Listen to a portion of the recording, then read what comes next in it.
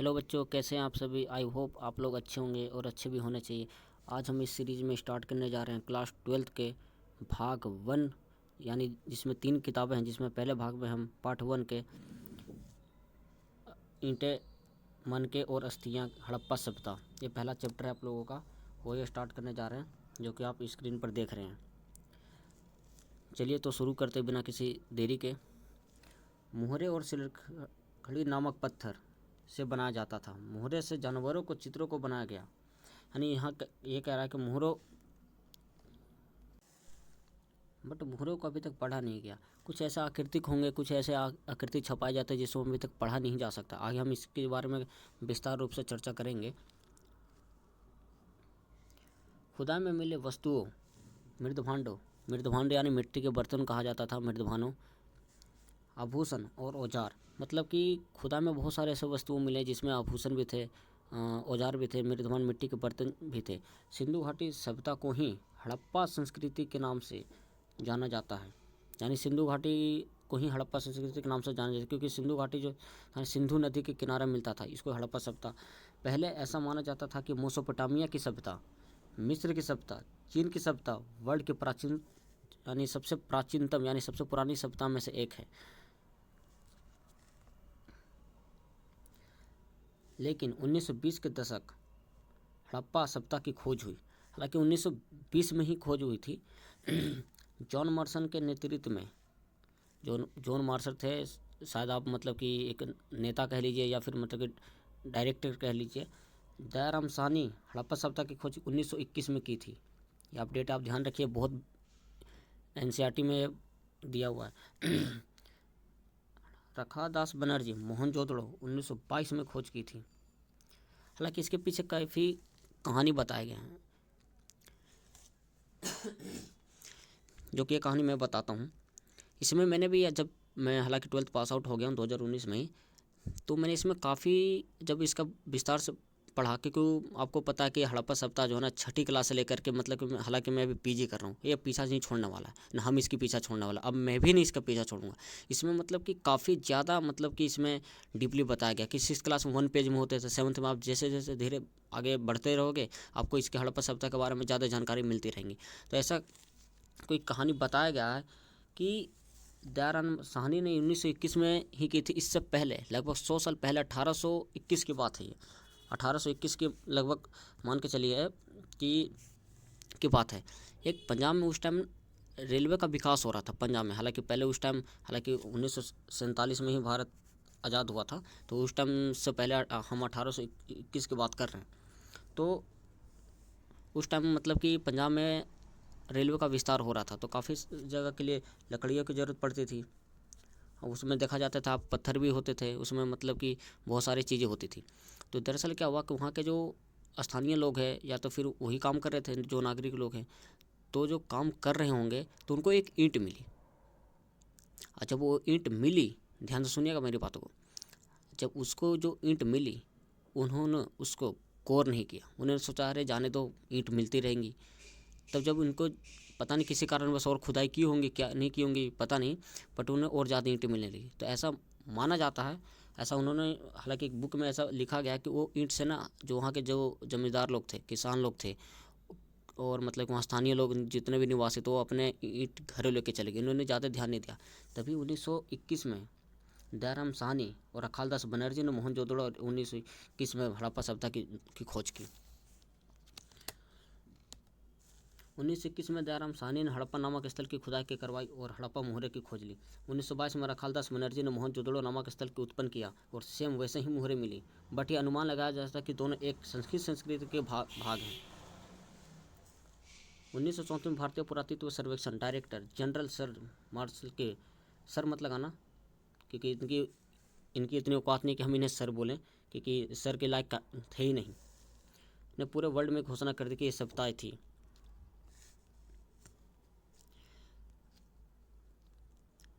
अब हम बात करते हैं निर्वहन के तरीके। कृषि, पशुपालन, व्यापार और शिकार। हालांकि एनसीईआरटी में सबसे ज़्यादा कृषि को लेकर के पूछा जाता था और पशुपालन को लेकर पूछा जाएगा। हालांकि व्यापार को भी एक नज़र मतलब देखना सभी है, जिसमें हड़प्पा सभ्यता के लोग कृषि करते थे। गेहूँ, जौ, दाल, सफ़ेद चना, राई, मटर, तिल, सरसों आदि। मेरा ऐसा मानना है कि इन लोग को इतना माइंड कैसे विकसित हो गया कि हाँ मतलब कि इन लोग ही करते ही होंगे। मतलब कि इतिहासकार कुछ भी लिख देते हैं, वो कहता है ना कि भैया इतिहासकार जो भी कहें वही भगवान है, तो उस चीज़ को हमें मानना पड़ता है, चाहे मिले या ना मिले। क्योंकि इतिहासकार ना आज की दृष्टि से देखते हैं कि नहीं आज ऐसा होगा तो मतलब कि पहले भी मतलब कि शायद ऐसा होता रहा। क्योंकि जहाँ तक मैं अभी एमए जो इतिहास से कर रहा हूँ तब तक मतलब कि अब तक थोड़ा सा पता चल चुका है। हड़प्पा कालीन लोथल में रहने वाले हड़प्पाई लोगों के चावल उगाते थे। अब ये देखिए, ये भी एक साक्ष्य मिल गया कि चावल उगाते थे। जरूर थोड़ी उनको मतलब कि माइंड कहाँ से इतना विकसित है कि आज की बात थोड़ी है। भले 1921 में ही खोजा गया मान लिए, लेकिन कई 100 साल पहले की बात है ना, कई हजारों साल पहले की बात है ये। हड़प्पा स्थलों के जानवरों में हड्डियाँ प्राप्त हुई हैं, हाँ ये चीज़ को मान सकता था। और जानवरों को पालते थे, बैल, गाय, भेड़, बकरी और सूअर। कहने का मतलब है कि उन लोग मतलब कि धीरे धीरे, क्योंकि एनसीईआरटी बुक में सडनली दिया गया है कि किस तरह से करते थे क्या नहीं करते थे। उन्हें ऊबरवाड़ा सांड का विशेष प्रिय है, ऐसा कहा जाता है। अब एक इमेजिन कीजिए कि उन लोगों को कैसे पता चला कि इन लोगों को पालतू बनाना है, उन लोगों को कैसे पता चला। आज इस चीज़ पे इमेजिन कीजिएगा, अगर इस पे इमेजिन कीजिए और मेरे नीचे कमेंट करके ज़रूर बताइएगा कि आखिर ये कैसे हुआ होगा। यह अनुमान लगाया गया कि लोग मांस भी खाते थे। जब कहीं ना कहीं पत्थर रहता होगा, उनके हाथ टकरा गए हो कि कट गया वो हाथ, तो उनको ऐसा लगता हो कि अरे ये कट गया हाथ, इसका रीज़न क्या है, तो पत्थरों से ही मतलब औजार बनाने स्टार्ट कर दिए। और कहा जाता है कि मतलब कि एक बार घने जंगल में आग लगी थी, और जब आग लगने के कारण मतलब वहाँ पे जब मांस मिला तो खाएं तो उनको स्वाद लगा, तो उनको पता चल गया कि नहीं पकाने से मतलब कि स्वाद और मांस में ज़्यादा उत्पन्न हो जाता है। तो और जो यहाँ जो बात की गई कि पालतू भेड़ बकरियों की, वहाँ भी पालतू बनाते थे। पालतू बनाने का रीज़न ये था कि चलो अगर सफ़र में चल रहे हैं, अगर रास्ते में भोजन मिल गया, इन लोग कंदमूल फल वगैरह सब खाते थे, मछलियाँ भी नहीं खाते थे लोग। मछली को बाद में अभी डिटेल में बताऊंगा कि कैसे क्या निर्माण करते थे कैसे नहीं करते थे। तो लोग मतलब कि भेड़ बकरी सूअर कुत्ता जो भी हो वो साथ में लेके चलते थे, जिससे मतलब कि अगर मिल जाए तो ठीक, नहीं तो इसी को मार के खा जाते थे। यहाँ भी फिश या बट की हड्डियाँ भी मिली हैं। ऐसा एक मैंने जब अभी तक हालांकि पीएचडी करने के लिए नहीं सोचा हूँ, लेकिन जब करूँगा तब की तब है। अभी मैंने एमए में हूँ, अभी पीजी कर रहा हूँ। यहाँ तक मुझे ये जो बात लगी ना कि फिश की, ऐसा कहा जाता है कि हड़प्पा सभ्यता के लोग शिवलिंग पर मछलियाँ चढ़ाते थे। ज़्यादा सोचने वाली बात है कि शिवलिंग पर मछलियों की हड्डियाँ के साक्ष्य मिले। क्या आप इस चीज़ को मानते हैं, हाँ या नहीं, कमेंट सेक्शन में बताना। और कृषि के प्रकार, कृषि कैसे करते थे आइए देखते हैं। कृषि प्रौद्योगिकी, एग्रीकल्चर टेक्नोलॉजी। लेकिन एक बात बताइए, क्या पुराने ज़माने में टेक्नोलॉजी नहीं होती थी? होती थी। कैसे? सुई धागे का आविष्कार हड़प्पा काल में ही हुआ था। उन लोगों ने सुई धागे की खोज तो कर दी, लेकिन उनको ये नहीं पता था कि साइंस टेक्नोलॉजी में है। अगर आज वही नई चीज़ की हम खोज करते हैं तो साइंस एंड टेक्नोलॉजी में चली जाती है। आग का आविष्कार हड़प्पा काल में हुआ। हल, जुताई, बीज, कृषि औजार और सिंचाई। हड़प्पाई मुहर के वृक्षक बैल की जानकारी मिलती है। इतिहासकारों ने ऐसा अनुमान लगाया है कि हड़प्पाई निवासी खेत जोतने के लिए बैल का प्रयोग करते थे। एक बात बताइए, कालीबंगन में जो जूतों खेत के साक्ष्य मिले वो खिलौने के तौर पे मिले थे। कहने का मतलब कि जो दो बैल और मतलब कि एक लकड़ी जैसा नुमाही कुछ वाई आकार का मिला होगा, वो साक्ष्य बच्चों के खिलौने के मिले थे। उनको ऐसा लगा कि मतलब कि खुद जूते हुए खेत के साक्ष्य मिलेगा, क्या वो बड़ा रूप नहीं दे सकते? एकदम दे सकते थे। इतिहासकारों को चोलिस्तान और बनावली हरियाणा में मिट्टी के बने हल के साक्ष्य मिले हैं। अनुमान लगाया जाता है कि खेतों का भी हल जुताई के लिए की जाती थी। कालीबंगा राजस्थान में जूते हुए खेल के साक्ष्य मिले हैं। लीजिए,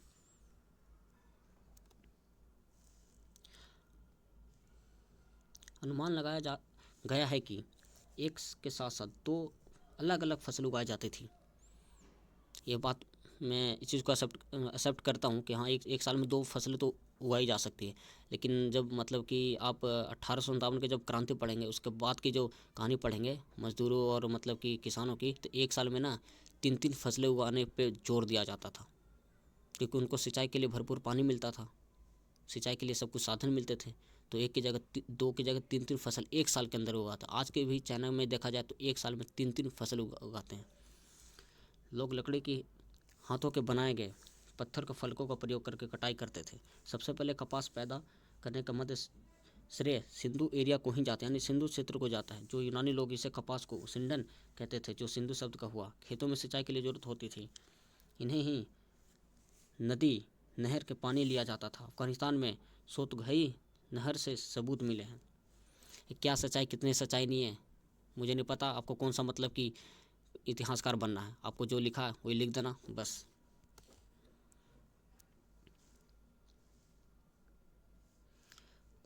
कुछ स्थलों पर कुएं के भी पानी लिया जाए। धोलवीरा और में जलाशय के साक्ष्य मिले, शायद इनका प्रयोग कृषि के लिए किया जाता होगा। अब बात आगे मोहनजोदड़ो पर। मोहनजोदड़ो हड़प्पा सभ्यता की एक नगरीय सभ्यता थी। याद रखना, एक क्वेश्चन कई बार पूछा गया है।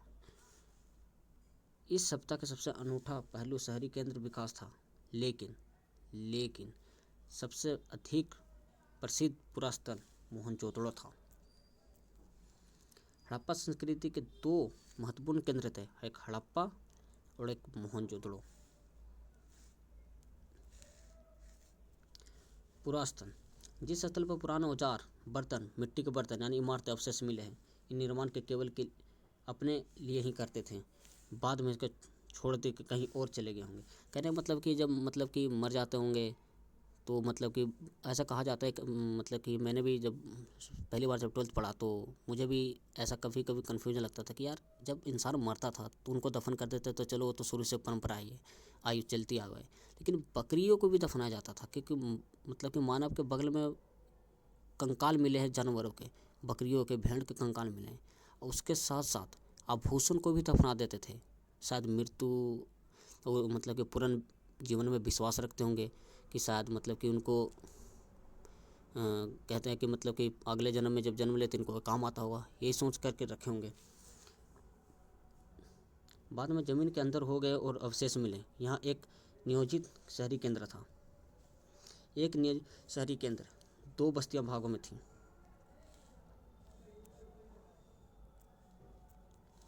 यहाँ बस्ती दो भागों में थी। दुर्ग, ये ध्यान रखिएगा, बहुत बहुत इम्पोर्टेंट है। छोटा था लेकिन ऊंचाई पर था दुर्ग।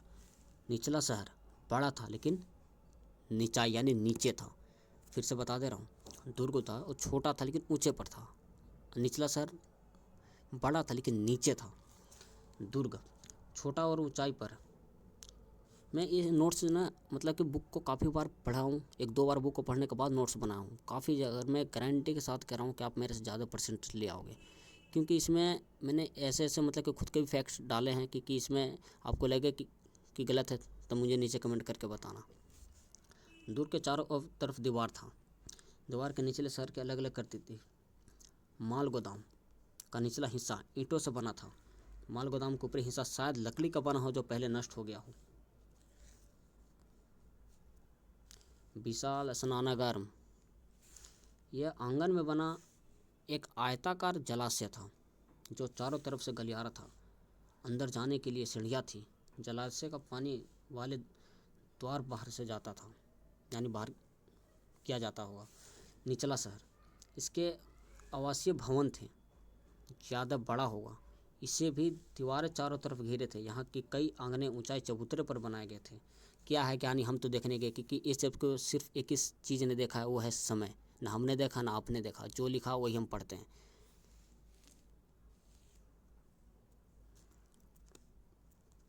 नालों का निर्माण, हड़प्पा शहरों का नियोजित, ये सब जो है ना मतलब कि जल निकास प्रणाली में ही मतलब कि सब आते हैं कि हाँ कैसे क्या हुआ कैसे क्या नहीं हुआ। अब इसका मतलब कि क्वेश्चन दे देगा कि नालों का निर्माण किस तरह से होते थे या फिर शहर नियोजित किस तरह के उसमें किए जाते थे। तो आप इस चीज़ को मतलब कि पॉइंट बाय लिखोगे या फिर ऐसे पैराग्राफ में भी लिखोगे ना तो काम चल जाएगा। हड़प्पा शहरों के निचले जो पेलिंग के साथ जल निकासी की व्यवस्था की गई थी। सड़कों गलियों के लगभग ग्रिड समकोण पर पृथ्वी पर काटते, यानी मतलब कि इस तरह से सड़क चौड़ी होती थी, पीछे हवा से अपने आप साफ हो जाता था। घर की नालियाँ बाहर की नालियाँ में मिल जाती थी, यानी जब जो घर की नालियाँ हैं वो मतलब कि शायद बाहर की नालियों में ऐसे करके मिल जाती होंगी।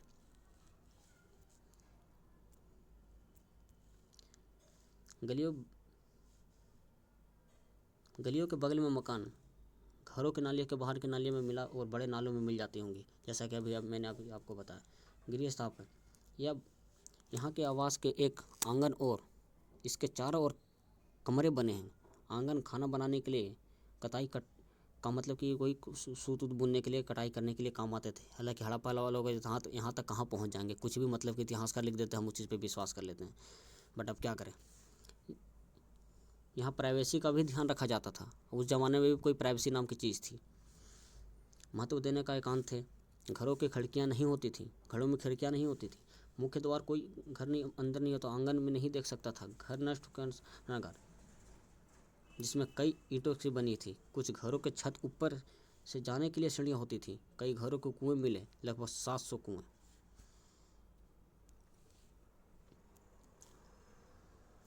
कुएं ऐसे बने थे कि कोई भी बाहर से आदमी पानी पी सकता था। मोहनजोदड़ो का अनुमान लगाया गया कि कुछ कुएं लगभग 700 के थे। हालांकि अनुमान ही लगाया जाता है। सामाजिक विभिन्न मतलब कि अवलोकन जो थे वो क्या है वो देख लेते हैं एक बार। हर समाज में लोगों के बीच सामाजिक और आर्थिक विभिन्नताएं होती थी। सावधान अंतिम संस्कार की विधि लो जो मैंने बताया वो आ चुका है। कब्र की बनावट एक दूसरे के अलग थी। कई कब्रों एक ईंटे की मतलब कि चिनाई थी, तो कब्र मिट्टी के बर्तन आभूषण को दफनाया गया था। शायद लोगों को पुनः जन्म में विश्वास हो। मतलब कि वहाँ जो कब्र थी ना, अलग अलग टाइप के बनाए जाते थे। ऐसे ये पता चलता था कि कुछ लोग शायद अमीर होंगे, कुछ लोग गरीब होंगे। पुरुष और महिला दोनों के कब्र आभूषण मिले हैं। कुछ कब्रों में तांबे के दर्पण, मन के आभूषण आदि मिले हैं। मिस्र के विशाल पिरामिड हड़प्पा सभ्यता के समकालीन थे। राजा के हो सकते थे पिरामिड, मतलब कि राजा के क्या हो, राजा के ही होता था अपने। मतलब कि आपने शायद बाबर का नाम सुना, हालांकि सीबीएसई ने इस बार हटा दिया है पिछले साल के पिछले साल ही बाबर का नाम सुना होगा।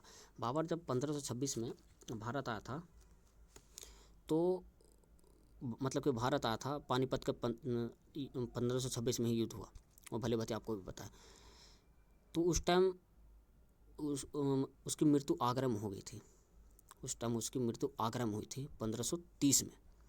उनके अनुसार वो खुद अपने कब्र खुदवाते थे जिंदा रह करके, कि जब मैं मरूंगा तो यहाँ मरूंगा। तो हालांकि जब वो डेट करे तो आगरा में डेट करे, लेकिन उनकी लाश को ले जाकर, उनकी बॉडी को काबुल अफ़गानिस्तान की कैपिटल में दफनाया गया। उनके बेटे हुमायूं जो निजामुद्दीन जो दिल्ली में स्थित है वहाँ पे मतलब कि रखा गया। इस तरह जैसे अभी मैंने बताया कि ये पिरामिड ये राजाओं को ही होते थे अपने अपने, मतलब कि मिस्र की सभ्यता में पड़े होने इस तरह से पिरामिड रहते थे। जैसे ये देखिए मैंने यहाँ पे बनाए भी है इस तरह से पिरामिड होते थे। बहुत कीमती चीज़ों को भी दफनाया जाता था। विशालती था, लग्जरी वस्तुओं की भी खोज हुई थी। पहले वर्ष में रोज़मर्रा के उपयोग की वस्तुओं के शामिल है। एग्जाम्पल चकिया, मिट्टी के बर्तन, सुइया, पत्थर, मिट्टी जैसी सामान्य पदार्थ के बनाई जाती थी। यहाँ वस्तुएं सामान्य रूप से आसानी से उपलब्ध थी। जो महंगी और दुर्लभ हो सकती तो वस्तुओं पर अतित्व की कीमतें थी। एग्जाम्पल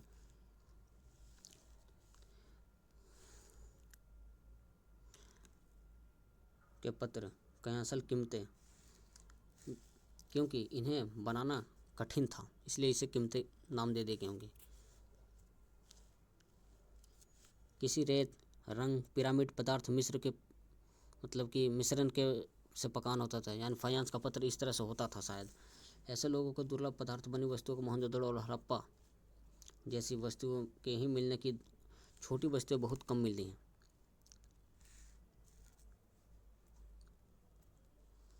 चौहदड़ो वर्तमान पाकिस्तान में स्थित है। चौहदड़ो के शिल्प उत्पादन प्रमुख केंद्र था। शिल्प कार्य, मन के बनाना, राख की मतलब कि कढ़ाई बनाना यानी चूड़ियाँ बनाना, धातु मोहरे निर्माण होता था। मन के निर्माण विभिन्न प्रकार के पदार्थों से होते थे। कॉर्निया, सुंदर लाल रंग पत्थर होते थे, जैसे जलफर, सिपाट, कॉर्नेट, सिलखड़ी जैसे पत्थर होते थे। धातु में सोना, तांबा, कांसा जैसे और संग, कयांस, पकी ईंटें सभी मतलब कि का प्रयोग करते थे मन के बनाने में। कुछ मन के मतलब कि या दो से अधिक पत्थरों का उपयोग करके जोड़ने से मन को कुछ मन के सोने के टोले पे पत्थर के बने होते थे। कई आकार के सोने हमारे उसमें मिले हैं। एक सेकंड। कुछ मन के कई आकार का हो सकता है, जैसे बेलनाकार, आयताकार, चक्राकार, गोलाकार, और पता नहीं ये ढोलाकार कौन सा आकार होता है, पता नहीं, आप लोग कमेंट करके बताना। मन के या पिच भी कहते हैं। मन के बनाने के लिए तकनीक बदलती है। कुछ मन के सेल्डखली मुलायम पत्थर के होते हैं। मुलायम पत्थर एक बार मैंने कहीं ऐसी यूट्यूब चला रहा था तो उसमें मुलायम पत्थर भी देखे थे। मैं पहली बार ऐसे देखा कि मुलायम पत्थर थे, क्योंकि पत्थर वो हिल रहा था जिस तरह से। अगर मैं बताना चाहूँ तो जैसे रबड़ होता ना, रबड़ मान लो लंबा सा एक रबड़ ले लिया, ऊपर से हिलता है, उसी तरह से मतलब कि पत्थर हिल रहा था। हालांकि क्या सच्चाई क्या नहीं है पता नहीं। मुलायम पत्थर से बने होते थे। सिलखड़ी चून की लेप से सांचे में ढाल के रेडी किया यानी तैयार किया जाता। कोर्नियस के लाल रंग, पीले रंग कच्चे माल के लिए आग पकाने के लिए प्राप्त किया जाता था। मन के बनाने के खिसाई के लिए पॉलिश और छंद करने के लिए प्रक्रिया थी, ये पूरे होते थे। लोथल, चौहदड़ो, धौलवीरा छंद के लिए उपयोग मिले। नागेश्वर और बालाकोट दोनों बस्तियां समुद्र तट के समीप हैं। यह शंख की वस्तुएं, चूड़ियाँ, करेगियाँ, पचकेरी बनाई जाती थी। यहाँ के कुछ इन मालों में दूसरी तक लाया जाता था, यानी मतलब व्यापार भी करते थे।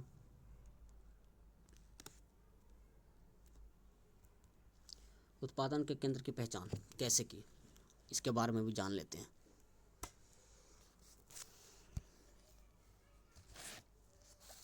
बस्तर पिंड पूरे राख तथा तांबा जैसे कच्चे माल, औजार, अपूर्ण वस्तुएं त्याग किया गया है। कूड़ा करकट से पुरातत्व द्वारा कूड़ा करकट को भी शिल्प कार्य में सबसे अच्छे संकेतक के रूप में एक माना जाता है। एग्जाम्पल के लिए वस्तुओं के लिए निर्माण के लिए शंख, पत्थरों का काटना, उन पदार्थों को टुकड़े के कूड़े के रूप में फेंक देना, बड़े बेकार टुकड़े के छोटे आकार की वस्तुएं बनाने के लिए प्रयोग किया जाता था, बट छोटे टुकड़े उत्पादन के स्थल पर भी छोड़ दिया जाता था। कहने का मतलब ये है कि बड़े जो कूड़े वूड़े होते थे उसको निकाल करके छोटे चीज़ को आभूषण बना देना या कुछ और चीज़ को में मतलब उसको मान के बना देना, ये सब कार्य क्रिया हड़प्पा व मोहनजोदड़ो में देखने को मिलती है। शायद ये होता है कि बड़े पत्थरों को अपने काम ले लिए होते होंगे, छोटे होकर को मतलब पत्थर को कोई काम नहीं आता होगा तो छोड़ देते होंगे। इससे यह पता चलता है कि विशिष्ट केंद्रों में अलावा मोहनजोदड़ो और हड़प्पा जैसे शहरी केंद्र भी शिल्प उत्पादन का कार्य किया जाता था।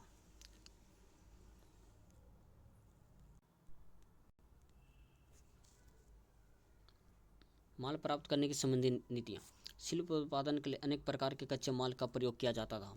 कुछ स्थानीय स्तर पर मिल रहे हैं। एग्जाम्पल के मिट्टी, पत्थर, लकड़ी, धातु, जलोढ़क मैदान के बाहर का एरिया अलग से मंगाया जाता था। कुछ मतलब कि मिट्टी हो जाता जो अपने घरेलू में मिल जाते थे, कुछ ऐसे होते थे जो बाहर से मंगाए जाते। इससे ये पता चलता था कि उन्हें व्यापार भी करना आता था। हालांकि व्यापार शब्द उनको नहीं पता था कि व्यापार क्या होता है क्या नहीं होता है, लेकिन उनको कितना पता कि एक वस्तु कर जिसे बोलते वस्तु के बदले वस्तु।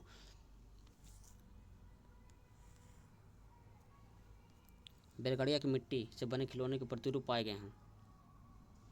शायद यह सामान तथा लोगों के लिए स्थल मार्गों द्वारा परिवहन का एक महत्वपूर्ण साधन था। अब क्या था क्या नहीं था, मुझे नहीं लगता कि उनको व्यापार के बारे में पता था। बस इनको इतना पता है कि मान लो कि तुम्हारे पास कुछ ज़्यादा चीज़ है और मेरे पास वो चीज़ कम है और तुमसे मैं लेना चाहता हूँ, और मेरे पास वो जो तुम्हें ज़रूरत है, मान लो तुम्हारे पास आलू, मेरे पास प्याज है, मेरे पास प्याज कम है और तुम्हारे पास आलू ज़्यादा है। मेरे पास प्याज अगर नहीं है, और सॉरी आलू अगर नहीं है, तो मैं तुमसे आलू लूँगा, प्याज दे दूँ, वही हिसाब। उपमहाद्वीप तथा उनके आगे के आने वाले माल। नागेश्वर बालाकोट शंख मिला था। नागेश्वर बालाकोट में शंख मिला था। ऐसे कैसे मिल जाएगा शंख भाई, ये प्राकृतिक भी तो मिल सकता है। अफगानिस्तान, क्योंकि इन लोग ये सोतघई के नीले रंग के लार्जर मनी का मिलता है। लोथल में कोर्निया पत्थर का मिलता है। सिलखड़ी साउथ राजस्थान में, उत्तरी गुजरात से मिलता है। राजस्थान में सिलखड़ी तांबा और साउथ इंडिया यानी दक्षिणी भारत में सोना मिलता है। दूसरे पॉइंट की बात करें, सुदूर क्षेत्र में से संपर्क। ये नोट्स बनाते चलिएगा। ये नोट्स में कोई भी अगर माना है कि नोट्स नहीं बनाने की, वीडियो को एक नहीं तो 2 बार देख ले, मैं गारंटी के साथ करो आपको वीडियो पूरी अच्छे से समझ में आ जाएगी। इसमें कोई भी डाउट हो नीचे कमेंट कर देना। प्राकृतिक खोज ऐसा ज्ञात हुआ कि तांबा आयोग भी मतलब कि आयोग में मतलब कि उपयोग में भी लाया जाता था। तांबा, ओमान से तांबे वो मतलब कि विदेशी से लाए जाते थे। सुदूर के क्षेत्र में संपर्क यानी आपको ऐसा नहीं लगता कि मतलब कि इतिहासकार जो लिखे वही भगवान है? मतलब कि उनको एक आज के हिसाब से आइडिया लगाया जा सकता था। अगर मैं एक बात करूँ एक लिपस्टिक की, हालांकि लड़कियों की वीडियो देख रहे होंगे, लिपस्टिक की अगर मैं बात करूँ तो लिपस्टिक कितने साल पहले, अगर ज़्यादा से ज़्यादा बात करूँ तो अभी 2025 चल रहा है, राइट। 2000 अगर 25 अभी जो चल रहा है, 2025 चल रहा है, जनवरी का महीना है। ज़्यादा से ज़्यादा 2000 जो अभी 25 है, 1925 मान लिया, 100 साल पीछे 1825 मान लिया, 200 साल पुराना ज़्यादा से ज़्यादा लिपस्टिक हो। क्योंकि मैं ज्योग्राफी भी पढ़ा लेता हूँ, तो इसलिए मैं बता रहा हूँ कि 1 सेंटीमीटर मिट्टी को परत बनने में कई सौ साल लग जाते हैं, कई सौ साल, सॉरी माफ़ी चाहूँगा, एक एक साल लग जाते हैं 1 सेंटीमीटर मिट्टी बनने में सैकड़ों साल लग जाते हैं। तो आप ये कैसे कह सकते हैं कि एक लिपस्टिक के साक्ष्य भी मिले हैं? कितना खुदाई कीजिएगा आप, जितना खुदाई कीजिएगा क्या भरोसा। मान लीजिए कि एक मैं समझा देता हूँ मैं, मान लीजिए कि हड़प्पा सभ्यता का ये रहा था स्थल, ठीक है। मिट्टी में मिट्टी परत बाई परत चलती गई, ठीक है। आपको यहाँ पर हड़प्पा सभ्यता का कुछ सामान मिल गया, मान के चलिए यहाँ पर लिपस्टिक का साक्ष्य मिल गया, और खुदाई करते करते करते करते क्या पता यहाँ पे मिल गए, तो आपको लगा कि नहीं लिपस्टिक भी यूज़ करते होंगे, कैसे लिपस्टिक कर रहे हैं। और एक और चीज़ और मैं खामे बताता हूँ। कहा जाता था कि हड़प्पा के लोग जो थे ना, चबूतरे बनाते थे पेड़ के नीचे। आप जरा इमेजिन कीजिए कि चबूतरा कैसे बना देंगे, क्या उस टाइम का सीमेंट था क्या? सीमेंट का ज़माना था, कुछ भी चीज़ की ज़माना है, तो उसने टेक्नोलॉजी आगे गई ही नहीं थी, तो कैसे बना जाते। इतिहासकार काफ़ी ऐसे हैं ना जो बढ़ा चढ़ा के लिख देते हैं, और हम इस चीज़ पे विश्वास कर लेते हैं। इसलिए विश्वास कर लेते हैं क्योंकि आज हम वो चीज़ देख रहे हैं। दूसरी चीज़, हड़प्पा शहर ये तो हो गया जो चबूतरे बनाए जाते थे। दूसरी बात कि पेड़, रोड के किनारे पेड़ लगाते थे। ये मान लीजिए रोड है, ये पेड़ लगाते थे। भाई एक बात बताइए, उस टाइम ज़माने में रोड कहाँ से आ गया? गलियाँ होती थी, कच्ची मकाने होते थे, हालांकि पक्के मकान में होते, गलियाँ होती थी, कच्ची गलियाँ होती थी। सीमेंट का थोड़ी बनेगा जो मतलब कि चारों तरफ से मतलब कि पेड़ लगा देंगे।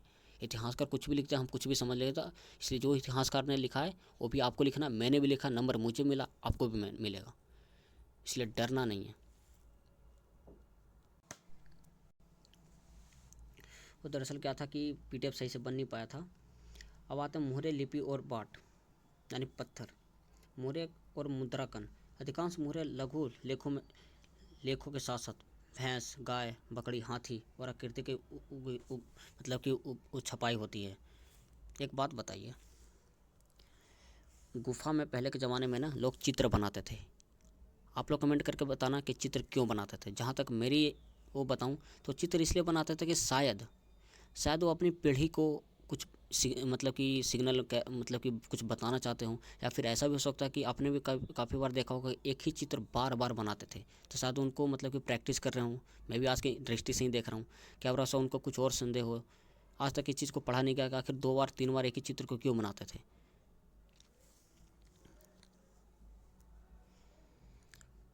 मुहर और मुर्दा कणों का प्रयोग लंबी दूरी के संपर्क में आसान बनाने के लिए होता था। मान लीजिए कि एक सामान से भरा थैला कहीं और भेजना है, मुख रस्सी बांध दिया जाता था और गांठ पर थोड़ी गीली मिट्टी के मुहरे के छाप लगा देती थी। शायद हो सकता था कि छाप इस तरह से लगाया जाता तो, नहीं तो धीरे धीरे आगे जब बढ़ेगा तो मैं सब बताऊंगा कि इस तरह से मतलब कि मुद्रा का भी विकास होता गया। एक रहस्यमय लिपि, हड़प्पा लिपि। हड़प्पा लिपि की चित्रात्मक मतलब लिपि थी, मतलब कि चित्र के द्वारा बात करते। मान लीजिए कि मेरा हाथ है, मैं कितने उंगली हो गए, 1 2 3 4 5, ये मेरा हाथ है। अगर ये हाथ कुछ गलती से बन के लग रहा है, इस तरह से नहीं बनेगा। एक मिनट में बढ़िया हाथ बनाने की कोशिश करते हैं। ये मेरा अंगूठा,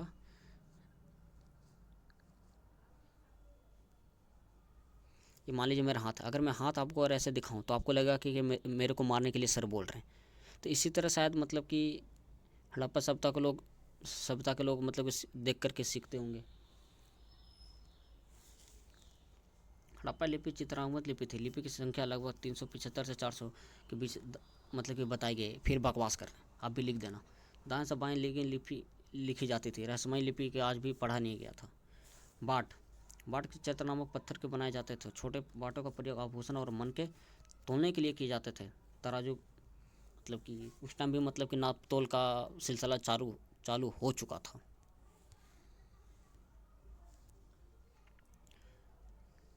प्रसाद तथा शासक। मोहनजोदड़ो को एक विशाल भवन मिला है जिनमें प्रसाद की संख्या की गई है, बट यहाँ का कोई मतलब कि भव्य वस्तु की नहीं मिली है। एक पत्थर से ही, एक सेकंड,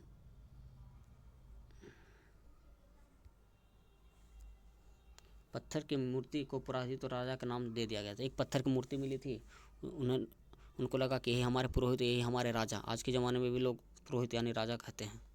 कुछ पुरातत्व कहते हैं कि हड़प्पा नामक समाज के शासक नहीं था, सभी लोग समान थे। कुछ पुरातत्व कहते हैं कि हड़प्पा सभ्यता के लोग एक दूसरे के एक से ज़्यादा शासक थे। एग्जाम्पल, मोहनजोदड़ो, हड़प्पा।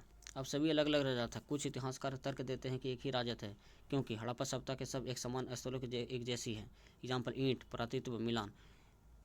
कुछ लोगों का कहना है कि हड़प्पा और मोहनजोदड़ो में से शासक थे ना, वो एक ही होते होंगे, एक ही चीज़ है, एक ही होते होंगे, सब कुछ सेम मिल रहा है। साम्राज्य हो सके तो शायद बड़ा होता होगा, तो जिसमें से मतलब कि कुछ यहाँ के देखते होंगे और फिर उसके बाद कुछ देर में यहाँ के देखते होंगे। ऐसा मतलब इतिहासकार का मतलब विभिन्न मत है। सबसे बड़ी बात, ये CBSE का सबसे फेवरेट क्वेश्चन है, सभ्यता का अंत कैसे हुआ। काफ़ी इतिहासकार मानते हैं कि बाढ़ आया होगा, सिंधु नदी का मार्ग बदलना, भूकंप के कारण, जलवायु परिवर्तन, आर्यों का आक्रमण, वनों की कटाई। ये तो मुझे नहीं लगता है जिस हिसाब से लग रहा है, और ये भी नहीं लगता है। आपको क्या लगता है, एक बार ज़रूर बताना। क्योंकि आर्यों का आक्रमण और वनों की कटाई, आर्यों का आक्रमण ये तो आधुनिक से ही जोड़ दे रहे हैं सीधा। वनों की कटाई, उस टाइम उनके पास क्या था, लोहे का फवाल करो, लोहे का जो साक्ष्य मिले हैं, ये हमें ऋग्वेदिक काल में मिले हैं। ऋग्वेदिक काल में मिले थे, वो भी ऋग्वेदिक काल में, उत्तर वैदिक काल में मिले थे, उत्तर वैदिक काल में मिले थे। तो वनों की कटाई तो जहाँ तक मुझे लग रहा है कि बिल्कुल ये सरासर गलत है, ये दोनों। हालांकि लिख देना, मैंने भी लिखा था, आप भी लिख देना। तो आज का सेशन ख़त्म हुआ, और कोई भी दिक्कत हो तो नीचे कमेंट करना। मेरा फर्स्ट वीडियो हो, एक्सपीरियंस ज़रूर शेयर करना, लाइक शेयर करना मत भूलना, क्योंकि कहा जाता है कि जितने लोग झूठ बोलते हैं, एक सही इंसान अगर लाइक शेयर नहीं करता तो उसके बराबर खड़ा हो जाता है। इसलिए आपका दायित्व बनता है कि जितना जितना लोग शेयर करें। बाय।